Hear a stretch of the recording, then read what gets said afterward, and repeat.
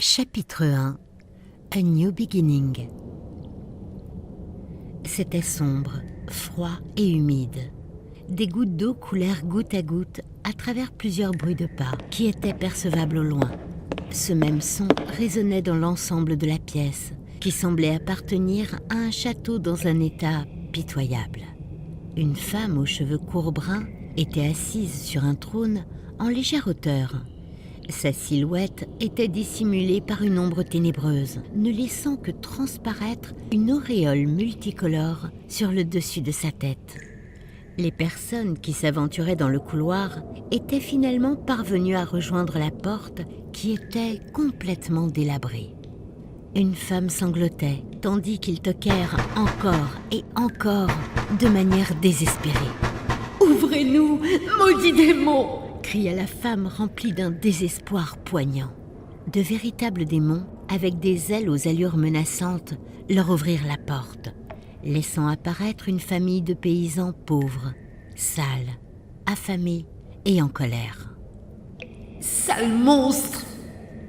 Les démons se retournèrent alors vers la personne sinistre, assise sur le trône, dont l'identité était divulguée par l'ombre de la pièce, ne reflétant ainsi qu'une partie de son corps, qui était couverte, du cou aux pieds, d'un fluide rouge à base de mana. « Ma reine, que fait-on d'eux » demanda un démon. « Laissez-les. Je veux entendre ce qu'ils ont à me dire.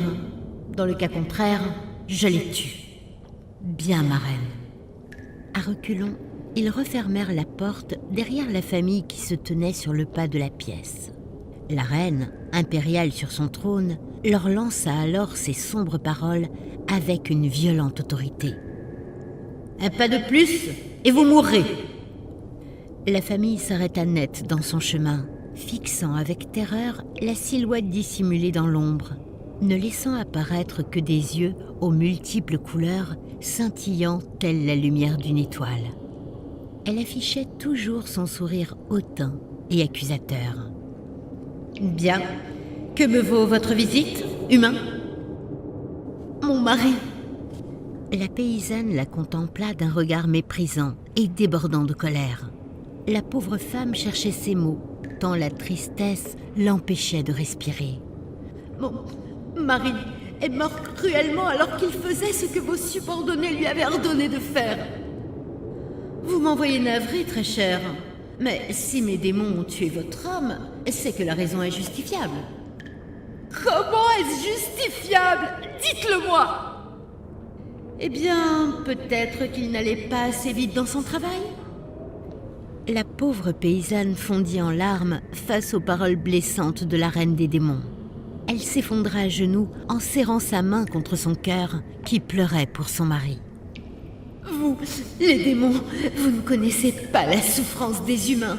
On travaille, on est malade, on est affamé et fatigué. » Elle leva doucement son regard vers la reine, les yeux reflétant avec exactitude sa haine et sa colère. « Comment pouvez-vous prétendre être reine sans avoir connu la souffrance et le dur labeur ? Soyez maudits, sale démon !» Le sourire égocentrique de la reine s'estompa lentement, à mesure que les paroles de la mère résonnaient dans sa tête. Une vérité triste, proférée avec sincérité. Son regard se posa alors sur la pénombre de la pièce et se murmura. « Je ne connais pas la souffrance. Oui, je ne la connais pas. » La scène se coupa d'une manière brusque et violente par le bruit d'un cahier qui frappa une table. Il s'avérait que la scène qui s'était produite n'était qu'en réalité le rêve d'une élève de seconde aux courts cheveux bruns. « Réveillez-vous !» ordonna le professeur. Les regards de tous les élèves étaient dirigés vers la jeune fille perdue dans ses pensées. Des murmures de rire étaient audibles partout à travers la salle de classe. « Gwendoline, si tu ne dors pas assez chez toi, tu devrais songer à t'endormir plus tôt le soir. »« Oui, désolée, » murmura-t-elle. Gwendoline abordait les attributs d'une adolescente ordinaire. Ses vêtements étaient simples et discrets, mélange subtil de pull gris et jogging noir. L'obscurité brune de ses courts cheveux captait la lumière printanière qui illuminait la salle de classe, tandis que ses yeux bruns révélèrent son tempérament réservé. Son regard était teinté par la fatigue qui lui avait ravagé les cernes, et ses yeux dérivaient pensivement. Alors qu'elle observait la classe timidement, elle remarqua une jeune fille blonde assise au fond de la salle qui la capturait en vidéo à son insu avec son téléphone. « Lydia !» pensa-t-elle en faisant mine de grogner, alors que Lydia rigolait avec ses amis. « Bon, allez, ça suffit maintenant, on reprend le cours !» ordonna le professeur aux élèves, ce qui fit estomper les rires et les chamailleries de la classe. Par contre, c'était quoi ce rêve ? Il était bien trop vivide. Alors qu'il continuait son cours, l'esprit de Gwendoline vagabondait à répétition. Son rêve étrange sur cette reine des démons la laissa perplexe quant à son sujet. Pourquoi avait-elle fait ce rêve en particulier ? Bien souvent, les rêves étaient anormaux, mais pas cette fois-ci. Gwendoline savait au plus profond de son âme que sa signification était tout autre et que ce rêve n'avait pas été laissé au hasard. Lorsqu'à 16h30 la sonnerie retentit annonçant la fin des cours, Gwendoline resta à sa place, alors que tous les autres s'empressaient de sortir de la salle. Elle savait qu'elle n'avait pas grand-chose à faire chez elle. Elle ne se pressa donc pas.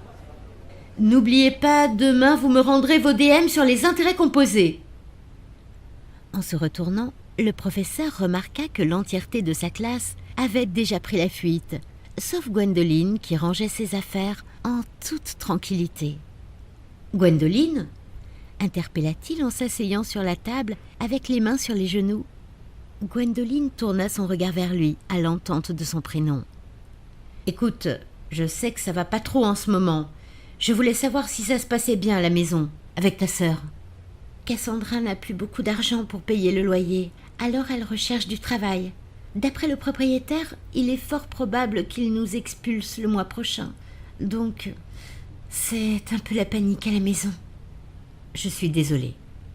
Elle finit de ranger ses affaires et s'adressa une toute dernière fois au professeur avant de sortir de la classe. C'est pas grave, monsieur. Au revoir. C'est vrai qu'en soi, on ne peut pas dire que j'ai eu la vie la plus belle. C'est comme si on avait placé une malédiction sur mon destin, pensa-t-elle en regardant ses pas qui la dirigeaient vers la sortie de l'établissement scolaire.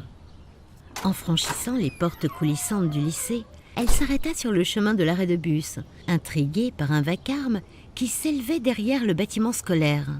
Une foule répétait inlassablement à haute voix « Baston, baston, baston !» Au fur et à mesure qu'elle se rapprocha des voix, les bruits de foule s'estompèrent. En arrivant, tout ce qu'elle trouva, c'était Lydia qui filmait la scène d'un adolescent ensanglanté au sol et d'un homme musclé avec du sang au poing. Il n'avait pas fallu beaucoup de temps pour que Lydia remarquât Gwendoline, qui observait la scène. « Tiens, mais ce serait pas la Bacca ?» se moqua-t-elle. « Qu'est-ce qui s'est passé ?»« Oh, eh bien, ce pauvre gars par terre m'a insulté, alors j'ai ramené mon grand frère et il lui a défoncé la gueule. » Gwendoline fut surprise de s'apercevoir jusqu'à quel point pouvait se rendre Lydia pour une simple insulte. « Si tu ne veux pas qu'il t'arrive la même chose, t'as intérêt à faire attention quand tu oses parler sur moi, c'est clair ?»« Oui. »« Bien, maintenant je me taille. À demain la cassos !» Gwendoline attendit patiemment que Lydia et son frère partent pour se mettre au niveau de l'adolescent afin de mieux l'aider et de lui parler. « Ça va ? Tu peux te relever ? » « Ouais, c'est bon. » L'adolescent ensanglanté se leva avec peine en s'agrippant à l'épaule de Gwendoline. Son corps semblait s'écrouler au vu de ses nombreux os brisés. « Tu veux que je t'aide ? » ?»« Oui, emmène-moi jusqu'à l'arrêt de bus, s'il te plaît, » demanda l'adolescent. Elle aida le jeune garçon à marcher, malgré ses jambes à moitié brisées, pas à pas, jusqu'à l'arrêt de bus.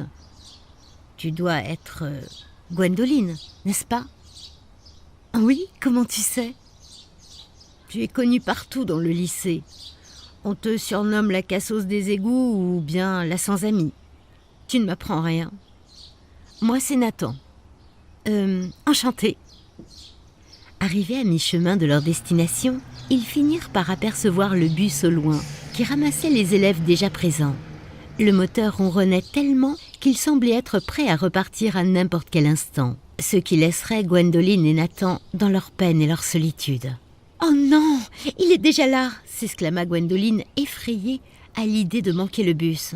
« C'est bon, t'inquiète, on va y arriver. » Tandis qu'il prononçait ces mots, le bus s'éloigna des deux adolescents qui étaient alors à deux doigts de le rattraper, laissant les deux protagonistes enveloppés par un silence qui les entourait. « Tu as parlé trop vite, » soupira-t-elle. Ils prirent leur mal en patience et ils attendirent à l'arrêt de bus. « Bon je vais appeler ma mère pour qu'elle vienne me chercher. Et toi ? » ?»« J'en sais rien. Ma sœur n'a pas de voiture pour venir me chercher. Ma mère est gentille. Peut-être qu'elle acceptera de te ramener. Pourquoi pas ? » Nathan composa le numéro de sa mère et lui expliqua la situation sans plus attendre. Sa mère accepta de ramener Gwendoline chez elle, sans exiger quoi que ce soit en retour. « C'est bon, ma mère a accepté. C'est gentil de sa part. » Le silence continu était accompagné par le chant des oiseaux environnants, tandis qu'ils regardaient les voitures défiler devant eux, une par une, en attendant la mère de Nathan. « Alors, comme ça, tu n'as pas de mère, toi ? » ?»« Non, mes parents adoptifs se sont suicidés. » »« Désolé. » Nathan abaissa sa tête davantage face à la réponse de Gwendoline. Ils se retrouvèrent de nouveau plongés dans ce silence malaisant, alors qu'une pensée sombre finit par se frayer un passage dans la tête de la jeune fille. Suicide. Était-ce bien là ma porte de sortie ? Elle se posa cette question encore et encore. S'asseyant avec lassitude sur le canapé vieillissant de sa maison délabrée, Gwendoline contemplait d'un œil triste une lettre posée sur la table du salon. Écrite par Cassandra, sa sœur adoptive, cette lettre attestait qu'elle était partie travailler en tant que serveuse et qu'elle ne reviendrait pas de sitôt. Le bruit du vent résonnait à travers la pièce du salon et venait alourdir le silence qui régnait déjà depuis bien trop longtemps. L'horloge affichait 23 heures. Tout portait à croire qu'elle était assise depuis des heures sur ce canapé, en réfléchissant à une décision. Gwendoline fixait ses mains d'un air pensif et attristé. L'espace d'un instant, elle croyait voir ses mains tachées de sang. « Mon esprit me rejoue des tours, encore, comme ce rêve que j'ai fait en classe. » Elle revoyait encore les images de la mère de famille qui pleurait devant elle. Les images de son rêve passaient en boucle dans sa tête.